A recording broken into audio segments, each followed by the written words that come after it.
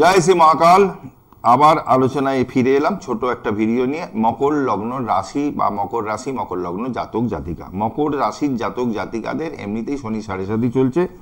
যেহেতু শনির নিজস্ব ঘর মকর রাশি ঘর, এখানে মকর রাশির জাতক জাতিকাদের খুব একটা ট্রাবল শনিদেব দেন না। তথাপি দ্বিতীয়ভাবে শনিদেব বসে আছে বক্রি অবস্থায়। আপনার কিন্তু শরীর স্বাস্থ্য নিয়ে একটু খেয়াল রাখতে হবে, ইনকামের জায়গাটা কিন্তু একটু স্ট্রাগল করতেই হবে।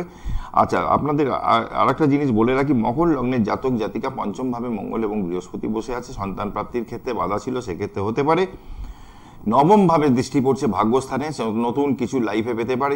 11th হাউসে বৃহস্পতির দৃষ্টি থাকায় আপনাদের কিন্তু লাইফে কিন্তু এই টাইমটা কিন্তু খুব খারাপ নয়। ওভারঅল বলতে পারি যে খুব খারাপ যাবে না।